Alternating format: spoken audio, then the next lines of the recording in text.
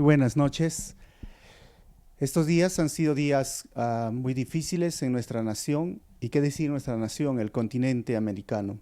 Latinoamérica está pasando una de las crisis más difíciles que hemos vivido en nuestra historia. A pesar de eso, queremos continuar con el estudio de la Biblia y ver qué nos dice el Señor en medio de estas circunstancias. Estamos estudiando el libro de Primera de Reyes y con una forma en la cual nosotros queremos hacerlo siempre, fieles al texto, con el método inductivo, pues vamos a empezar este estudio y a la vez dejar que el Espíritu Santo nos hable. Dice Primera de Reyes capítulo 1 versículo 41, si tienen su Biblia en su casa, pueden abrir conmigo, y dice: Adonías y todos sus invitados estaban por terminar de comer cuando sintieron el estruendo. Al oír el sonido de la trompeta, Joab preguntó: ¿por qué habrá tanta bulla en la ciudad?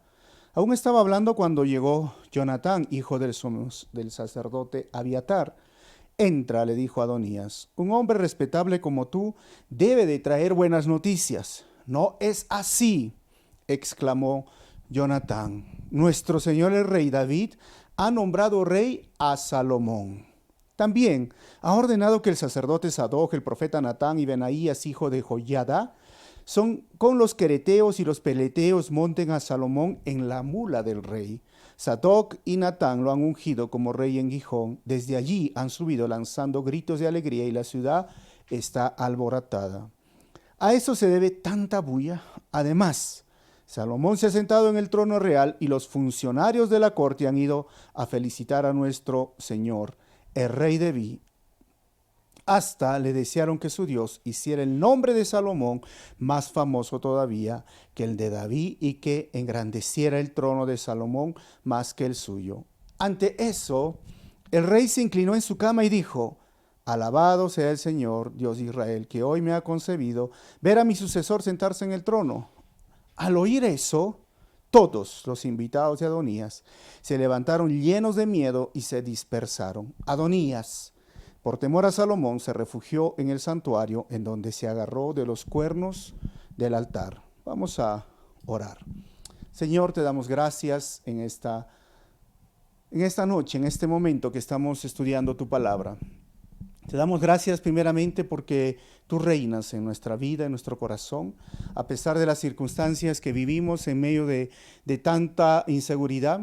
Tú eres nuestra roca firme. Háblanos a través de tu palabra, a través de estos versículos. Quizás algunos se preguntarán qué tiene que ver con lo que estamos viviendo, pero sé que tu palabra es viva y es eficaz, y es más cortante que una espada de dos filos, que penetra hasta lo más profundo de mi ser. Ayúdame y que tu Santo Espíritu me unja a compartir tu palabra. Te pido esto en tu nombre, Jesús. Amén. Estamos estudiando el libro de Primera de Reyes y el título que le he puesto a este párrafo vendría a ser el rey elegido y el rey usurpador en Israel. Y lo he puesto este título porque tenemos que recordar un poco. Ya estudiamos un poco la vida de Adonías en la semana pasada. Así como ustedes están viendo en esta imagen, David ya está anciano, ya son los últimos días de su vida. También vemos que en esta imagen el pueblo, sus consejeros le consiguieron una mujer más joven para estar con él, cuidarlo, pero a la vez Adonías, como ven, aprovechó este momento y como que David no estaba atento a lo que sucedía. Es curioso que en Samuel hemos visto que David sí estaba atento y decían: de ti no se escapa nada, tú estás pendiente de todo tu reino, tú escuchas todo. Pero en esta situación no se dio cuenta que Adonías ya se hizo de carros, de caballo, se hizo de un grupo de personas que lo podían apoyar. Así que en el mapa que yo les estoy mostrando, podemos saber que en la parte sur de la ciudad de David, la torre de Soelet, ahí donde se reunieron en Rogel, y ellos estaban haciendo una comida, como ven allí. Esa comida es Joab, otros sacerdotes, y la gente está celebrando, lo están coronando como rey. Y es curioso que David, el rey, no se entera. El escritor del libro de Primera de Reyes se dice que es Jeremías. La gran mayoría concuerda que es Jeremías, entonces lo ubicamos más o menos antes de el 586 que sucedió la caída de Jerusalén. Bueno, lo muestra a David en su etapa final, en el momento en el cual él no tiene ya el control del reino. Bueno, vamos a mostrar entonces en este cuadro cómo es que llegó David hasta ahí. Recordemos que todo comienza con Éxodo, comienza sacando al pueblo de Israel, Moisés cruza el desierto y ahí tengo desde Josué.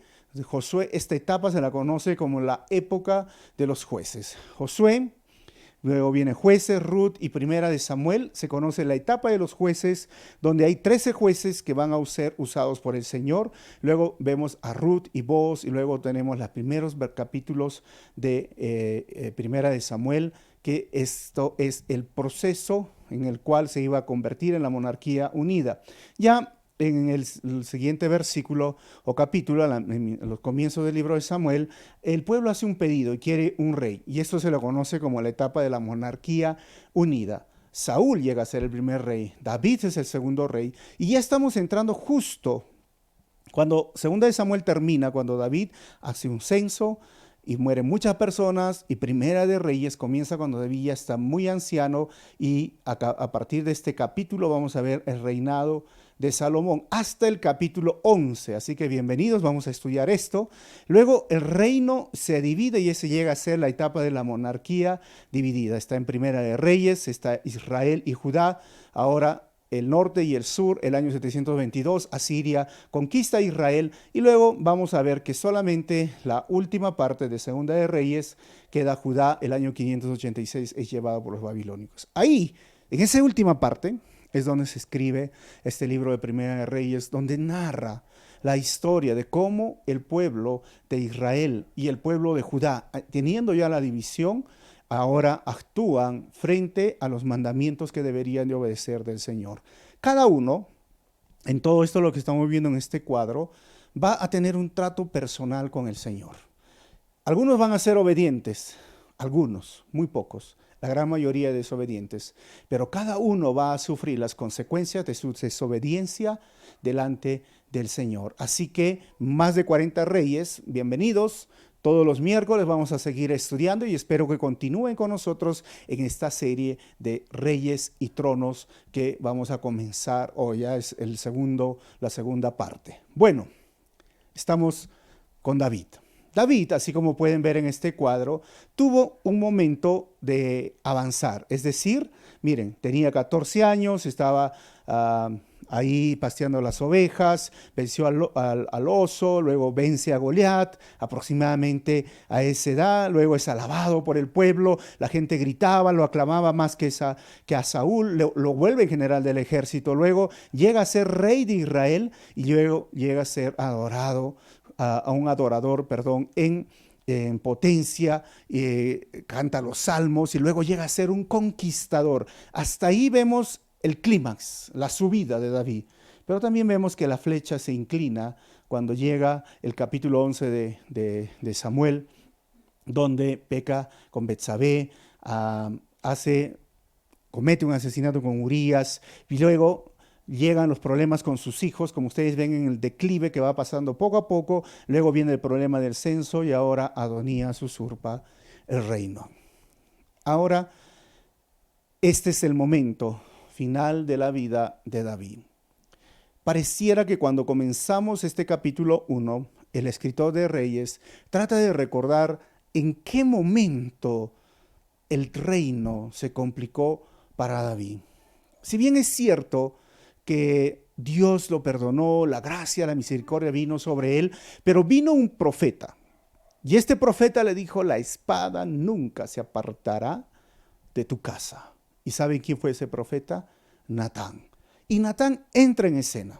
Había una mujer, pues Betsabé, y también vuelve a entrar en escena en este capítulo 1. Y es curioso que los dos entran en escena. Adonías, el otro hijo, hermano de Absalón, también entra en escena y Salomón en escena, pero el momento de David es en decadencia, está viejito. Bueno, ahí vamos a continuar con la trama. Como les muestro en esta imagen, el rey David, lleno de vigor con Betsabé, ahora está en una cama. Bueno, este capítulo, la primera parte ya lo estudiamos anteriormente, lo he dividido en dos partes. Del versículo 11 al versículo 40, como ustedes pueden ver, Salomón llega a ser rey de Israel. Y del 41 al 53, Salomón, el rey, tiene misericordia de Adonai. Así que a medida que yo voy pasando el estudio, ustedes van a ir viendo las divisiones de cada uno de estos párrafos y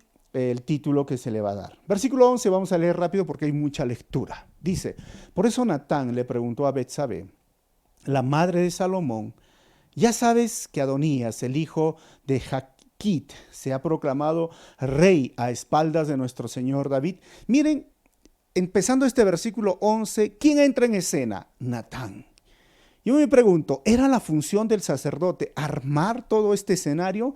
Él entra y dice, oye, mira lo que está pasando. Natán.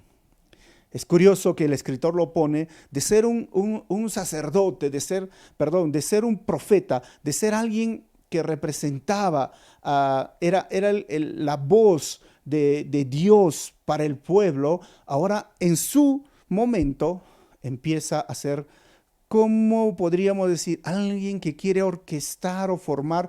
Quizás sabíamos que sí, Salomón iba a ser el rey, pero él empieza a orquestar algo y no se queda callado frente a lo que Adonías está haciendo.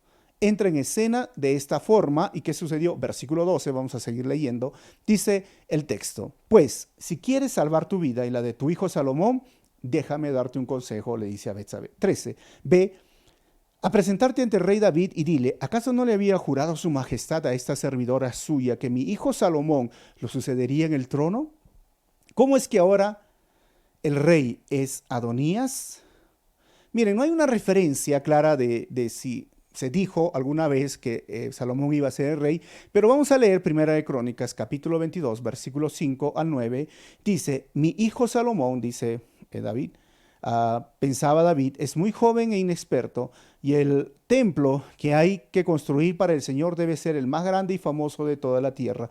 Por eso le dejaré todo listo. Así que antes de morir, David dejó todo listo. Luego llamó a su hijo Salomón y le encargó construir el templo para el Señor Dios de Israel. David le dijo a Salomón, hijo mío, yo tenía, la intención de construir un templo para honrar al Señor mi Dios.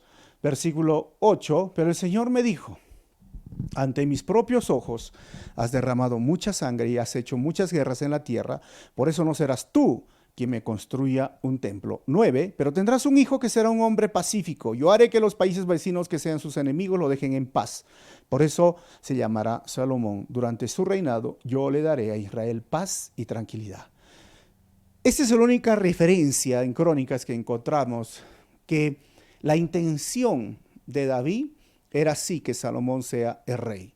En este tiempo no existía este momento de la dinastía donde el hijo mayor iba a llegar a ser rey. No existía eso en Israel, porque si hubiera existido, Adonías con todo el derecho debería de ser rey. En este momento era simplemente porque el rey, el ungido, podía ser cualquiera de los hijos. Es por esto que Adonías se anticipó diciendo, yo soy el hijo mayor, pero Salomón ya estaba en los planes del Señor. ¿Qué sucedió? Versículo 14. Mientras tú estés allí hablando con el rey, yo entraré para confirmar tus palabras. Miren lo que orquesta Natán. Para mí esto tiene una palabra. ¿Saben cómo se llama? Conspiración. ¿Por qué? Porque ya hay un rey, falsamente, pero hay un rey, y David está en cama, David no se da cuenta, pero esto es el concepto. Empiezan a conspirar Natán y Betsabé a actuar y dice, mira, tú le dices esto, yo digo el otro, y cuando tú estés hablando yo voy a entrar a ver qué sucedió. Versículo 15. Dice el texto, Betsabé se dirigió entonces a la habitación del rey. Como éste ya era muy anciano, lo atendía Abisac, la sunamita. Vamos a seguir leyendo. Versículo 16. Al llegar Betsabé se arrodilló ante el rey y éste le preguntó, ¿qué quieres? 17. Mi señor juró por el Señor, su Dios, a esta servidora suya, contestó Betsabé, que mi hijo Salomón sucedería en el trono a su majestad. Y ahí entonces, como ven en la imagen, Betsabé empieza a conversar con David. ¿Y qué continúa en la conversación? 18. Pero ahora resulta que Adonías se ha proclamado rey a espaldas de su majestad. 19. Ha sacrificado una gran cantidad de toros, dice ella, terneros engordados y ovejas, y ha invitado a todos los hijos del rey, al sacerdote Abiatar y a Joab, general del ejército. Sin embargo, dice Betsabé, no invitó a Salomón, que es un fiel servidor de su majestad. Cuando leía este texto es muy curioso porque es cierto que sí, Adonías sacrificó toros o becerros, pero no una gran cantidad. Un poco la exageración típica de una madre desesperada, ¿no? No quiero decir mujer, pero bueno, una madre desesperada que exagera. Dice, ha hecho una gran cantidad de toros, terneros engordados, pero bueno, ¿qué dice? Versículo 20. Mi señor y rey, todo Israel está a la expectativa. Todo Israel dice, y quiere que usted le diga quién lo sucederá en el trono. 21. De lo contrario, tan pronto como su majestad muera, mi hijo Salomón y yo seremos acusados de alta traición. Lo que decía era válido porque si moría David en ese momento y Adonías siendo el rey, se proclamaba rey, podía morir. 22. Mientras Betsabé hablaba con el rey, llegó el profeta Natán. Qué curioso, qué casualidad, no fue casualidad, conspiración. 23. Y el rey se enteró de su llegada y entonces Natán se presentó ante el rey y arrodillándose, 24 le dijo, mi señor y rey, ¿acaso ha decretado usted que Adonías lo suceda en el trono? Miren, qué interesante, ¿no? Lo que hace Natán es típico de él. Típico porque, ¿se acuerdan cuando fue la primera vez con David y le dijo, David, hay un hombre que tuvo su corderito, muy pobre, un solo, el otro. El sarcasmo, las fábulas, las analogías eran muy interesantes a Natán. Y le dice, ha decretado, siguiente versículo, 25, dice lo siguiente. Pregunto esto porque él ha ido hoy a sacrificar una gran cantidad de toros, terneros, engordados y ovejas. Y además, dice Natán, ha invitado a todos los hijos de su majestad, a los comandantes del ejército y al sacerdote Abiatar. Y allí están todos ellos comiendo y bebiendo y gritando en su presencia, ¡viva el rey Adonías! Versículo 26. Sin embargo, no me invitó a mí, que estoy al servicio de su majestad, ni al sacerdote Sadoc, ni a Benaías, hijo de Joiada, ni a Salomón, que es un fiel servidor de su majestad. O sea, Natán estaba usando obviamente el sarcasmo, pero decía, no me invitó. Y ahora, si Natán se sintió así que no lo invitaron a la fiesta, imagínense hoy día, si no te invitan a una fiesta o al matrimonio, no sé, debes recordar que también a Natán no le invitaron, ¿no? Bueno, entre paréntesis, 27. Dice Natán, ¿será posible que mi señor y rey haya hecho esto sin dignarse, comunicarles a sus servidores quien los sucederá en el trono? Mire, aquí termina la conversación y vamos a ver la reacción de David. David lo va a coronar rey, ya sabemos porque hemos leído al principio. Pero esto yo le he puesto un nombre, éxito en la conspiración. El éxito de Natán, de Betsabé, se debe a que ellos empezaron a planificar todo por un asunto. Política, gobierno, poder, no lo sé. Podríamos especular muchas cosas, pero en el fondo sí sigue siendo lo mismo, que es el gobierno. Ellos desean que Salomón sea rey.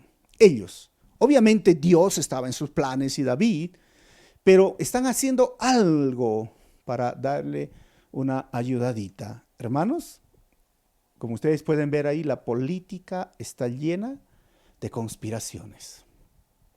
Latinoamérica está sufriendo una de las peores crisis políticas. No solamente la crisis ahora de salud que estamos enfrentando, hemos visto las peores crisis, hermanos, en todos los países, la corrupción.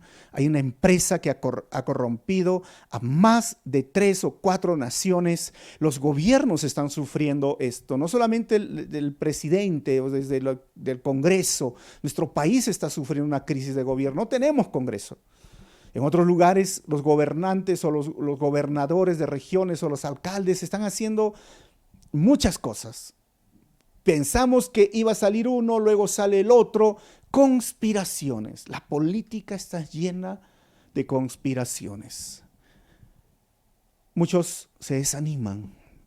Muchos jóvenes tienen esperanzas de muchas cosas, pero algunos hombres que tienen más de 50 o 60 años están cansados de los políticos. El pensamiento en este momento es quizás de mucha pesadumbre. Dicen, no, ya no tengo fe, no confío. Bueno, hermanos, amigos que están escuchando, sí, es cierto, la política está llena de conspiraciones, pero al ver que en el mismo caso del rey David, en el mismo momento de Salomón, en el mismo momento se supone que deberían ser los que actúan correctamente, también están haciendo conspiraciones. Deberíamos descansar un poquito. Obviamente no estamos avalando y diciendo está bien. Lo que sí te estoy diciendo es que la humanidad, el ser humano está corrupto. El ser humano está caído, sumergido en su pecado. Es triste, solo Cristo en nosotros es lo mejor que tenemos, pero el ser humano está caído. La gente habla de corrupción, la gente habla de engaño, de fraude, pero si el fraude, el engaño y la corrupción está en el mercado. Cuando tú compras un kilo de papas te dan 900 gramos, cuando compras un producto y te dan usado, malogrado, o sea, está en todo lugar. Pero ¿qué podemos aprender de esto, el asunto del gobierno y la política, como yo estoy colocando ahí en la diapositiva? Recuerda, la política está llena de conspiraciones, pero encima de todo esto, hermano, Dios en su soberanía tiene todo bajo control. Recuerda, Dios en su soberanía tiene todo bajo control. A veces pensamos que tenemos el sartén por el mango, como decimos en esta expresión. Los políticos piensan que ellos tienen el poder, pero no saben que hay un ser más poderoso que ellos. En estos días nos hemos dado cuenta, y si no te has dado cuenta, déjame decirte, en todo el mundo ha surgido una ideología que estaba arrollando, estaban intentando y tratando de que el aborto se legalice en muchos otros países. Pero viene esta situación difícil que estamos viviendo y los niños son inmunes y aquellos están en miedo, aquellos están con temor. Miren, tenemos que estar en casas encerrados por un simple virus que 400 nanómetros creo que tiene, es chiquitito, ni lo vemos. Somos tan frágiles. Pensamos que tenemos el poder, pero somos frágiles, somos débiles delante del único Dios poderoso y soberano que controla los tiempos, que tiene el poder sobre las naciones, quien pone reyes y quita reyes. Mire lo que está sucediendo en nuestro país. No hemos elegido a ese presidente, pero Dios sabía en su sabiduría que iba a pasar esto. Mira, esa respuesta tú la puedes decir sí o no. Pero déjame decirte que Dios tiene el control del mundo, del Perú, de Arequipa, de tu casa, de tu familia, de tu vida. No hay nada más que confiar en el Señor en medio de esta situación y de esta crisis.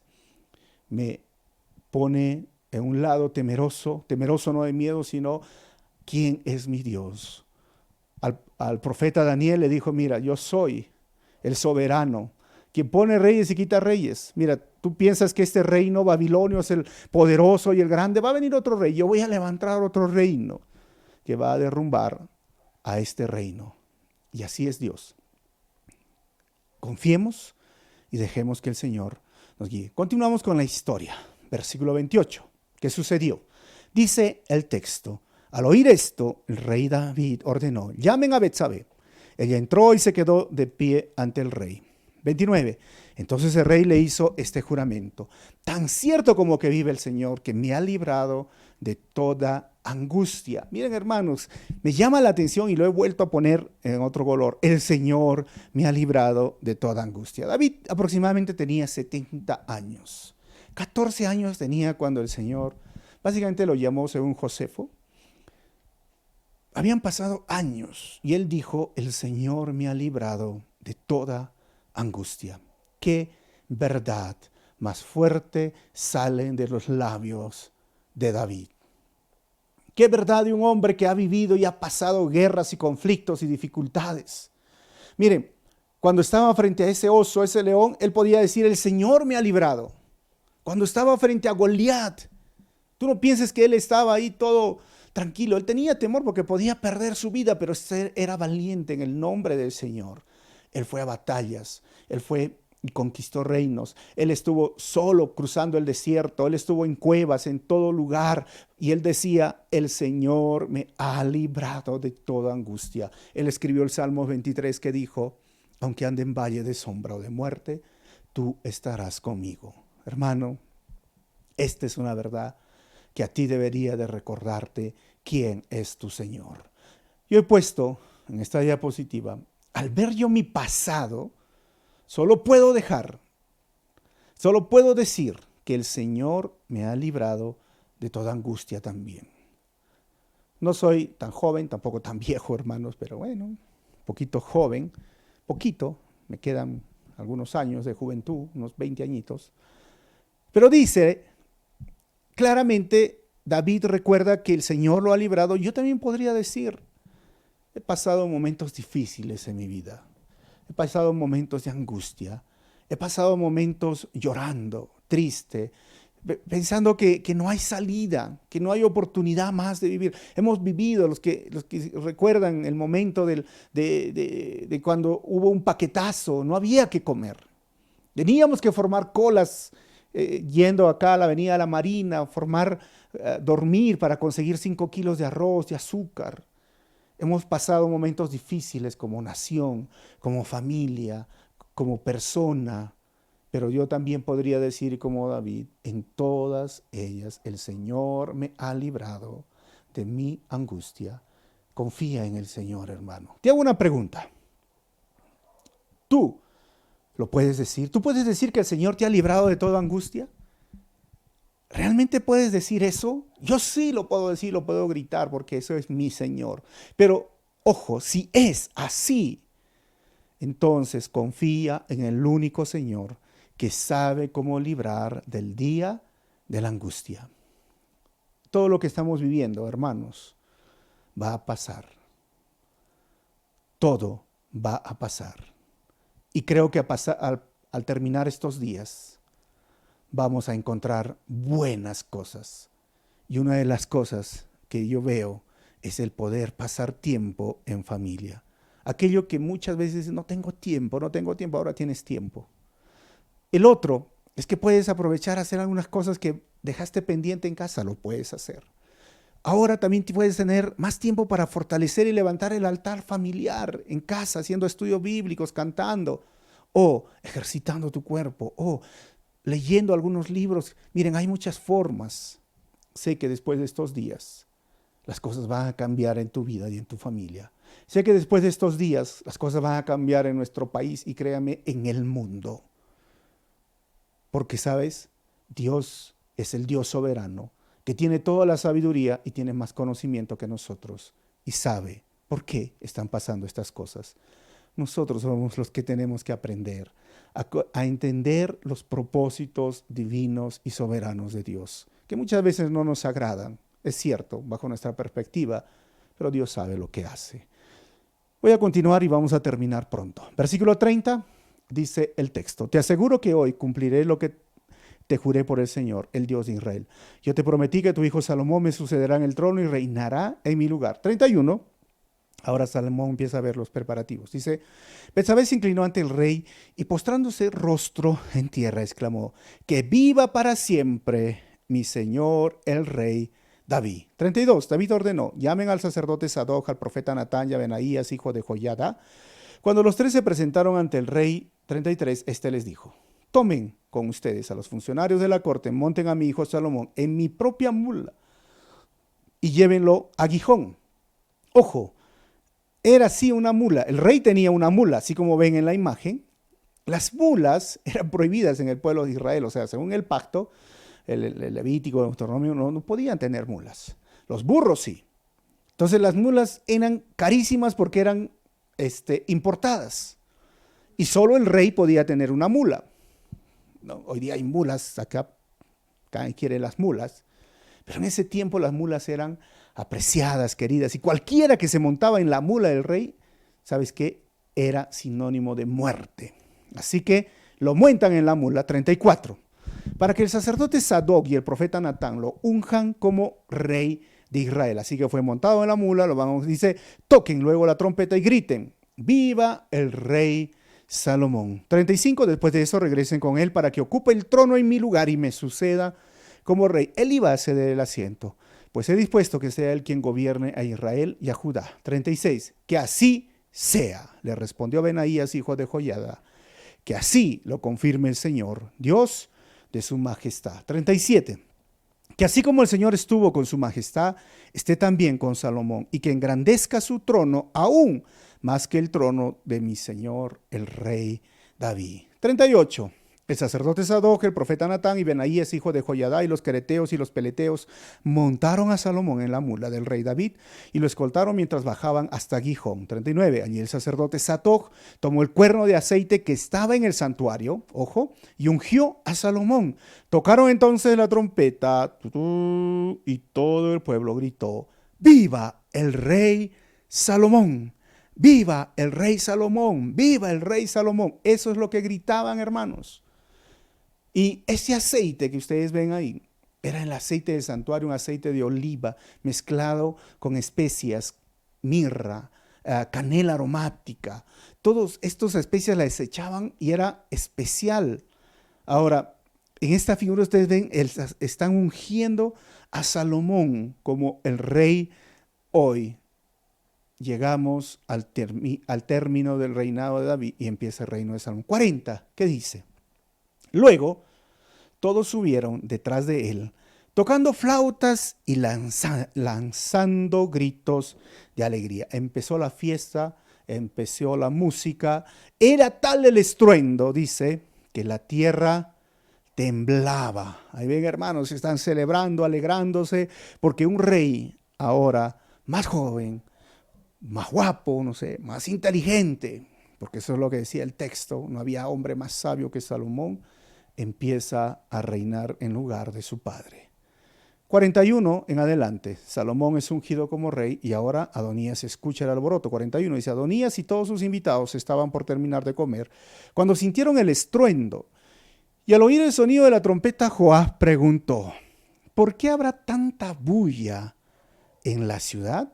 42, aún estaba hablando cuando llegó Jonatán, hijo del sacerdote Abiatar. Entra, le dijo Adonías. Un hombre respetable como tú debe de traer buenas noticias. Pero no fue así. Estaba en medio de esta comida, se sorprendió. Versículo 43 dice, no es así, exclamó Jonatán. Nuestro señor el rey David ha nombrado rey a Salomón. 44. También ha ordenado que el sacerdote Sadoc, el profeta Natán y Benaías, hijo de Joiada, con los quereteos y los peleteos, monten a Salomón en la mula del rey. 45. Sadoc y Natán lo han ungido como rey en Gijón. Desde allí han subido lanzando gritos de alegría y la ciudad está alborotada. Y a eso se debe tanta bulla. Ahí tocaban las trompetas, gritaban, lanzaban, ¿no? Si fuese en nuestro contexto, de repente hubieran puesto el equipo de sonido y tum, tum, tum. Bueno, no sé, hermanos, pero imaginémonos cómo estaba la algarabía. El pueblo estaba lleno de gozo porque un nuevo rey, alguien que podía atender sus asuntos, porque David estaba tan viejito que ni siquiera sabía lo que pasaba con su familia. ¿Qué de menos iba a saber lo que pasaba con el pueblo? Así que el versículo 46 dice, además, Salomón se ha sentado en el trono real. 47. Y los funcionarios de la corte han ido a felicitar a nuestro Señor, el rey David. Hasta le desearon que su Dios hiciera el nombre de Salomón más famoso todavía que el de David y que engrandeciera el trono de Salomón más que el suyo. Ante eso, el rey se inclinó en su cama y dijo: alabado sea el Señor Dios de Israel, que hoy me ha concedido ver a mi sucesor sentarse en mi trono. 49. Al oír eso, todos los invitados de Adonías se levantaron llenos de miedo y se dispersaron, hermanos, fueron corriendo. 50 y terminamos en adelante. Adonías, por temor a Salomón, se refugió en el santuario, en donde se agarró de los cuernos del altar, así como ven en la imagen. Estos cuernos estaban dentro del santuario, no había, recuerden, templo, y ahí se hacían los sacrificios. Ahora, como ven en la imagen, nunca hubo una ley, algo que se dijera que ahí si se agarraban de los cuernos iban a recibir perdón, misericordia. No, lo único que decía la ley era, Dios prohibía que no se mate a ninguna persona de forma tosca, grosera o injusta en su altar. Eso no le agradaba. Entonces Adonías supo eso y dijo, bueno, me agarro de esto, porque si me matan acá, bueno, el Señor los castigará.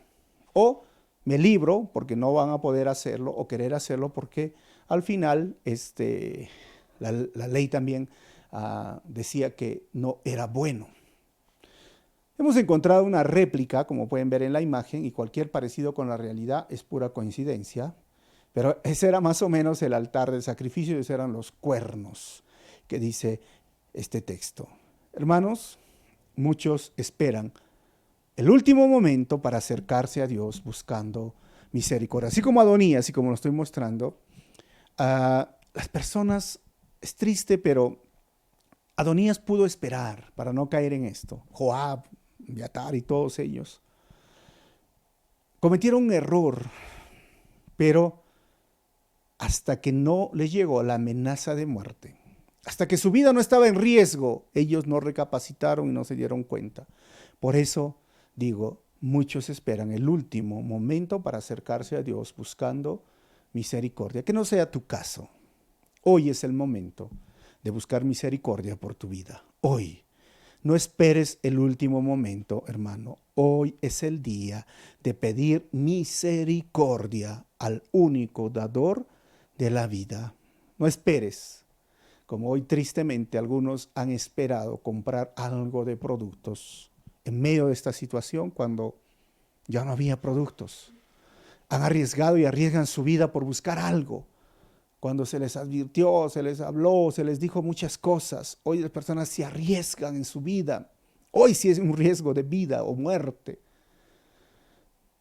Pero, ojo, un virus puede quitarte la vida, llevarte a la muerte, en otras palabras, pero deberías tener miedo al que realmente puede matar el alma, aquel que puede llevar a la condenación eterna, aquel que si hoy mueres y tú no le has pedido misericordia, pues habrá un juicio y en ese juicio te mostrará que eres merecedor del castigo eterno.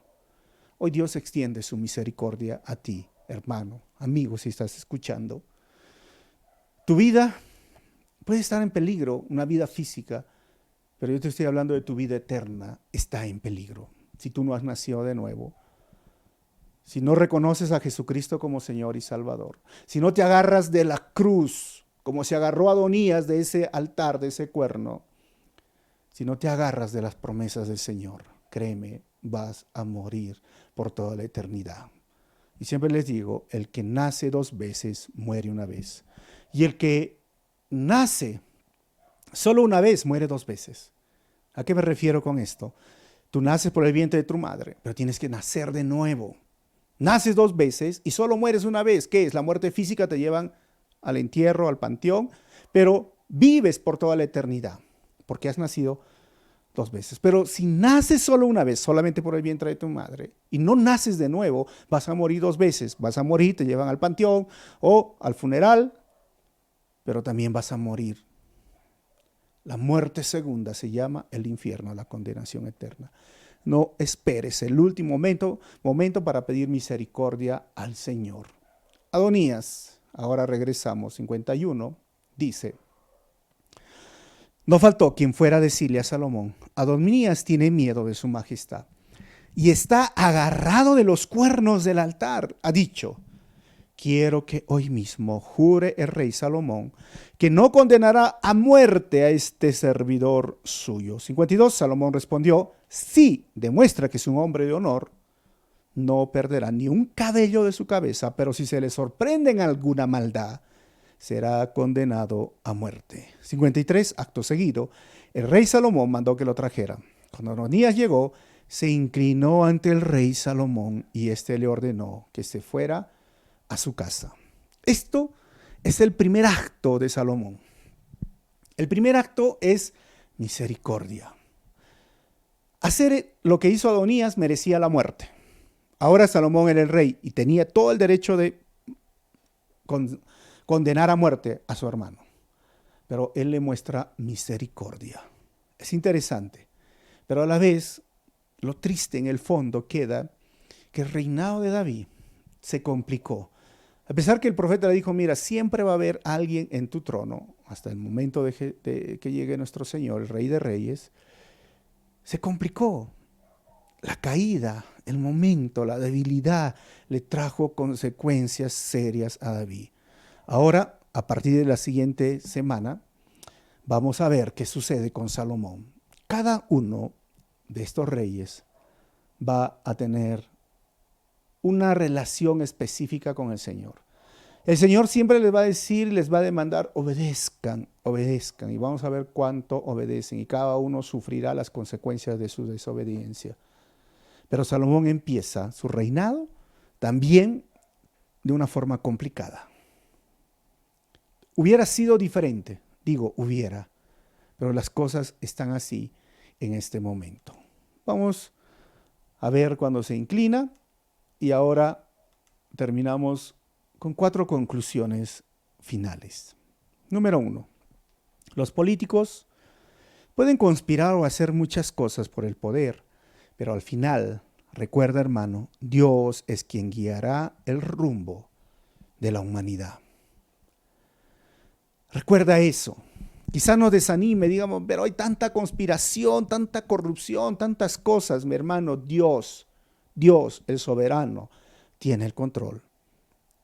Y un virus, miren, está guiando a la humanidad, aunque es triste, obviamente, lamentable la pérdida de muchas personas.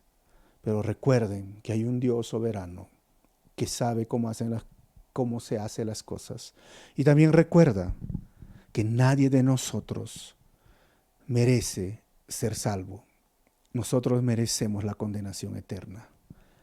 Entonces, ¿por qué somos salvos? Por su gracia, no por lo que merezcamos, sino su gracia inmerecida. Segunda conclusión: Dios es el único que puede liberarte de la angustia.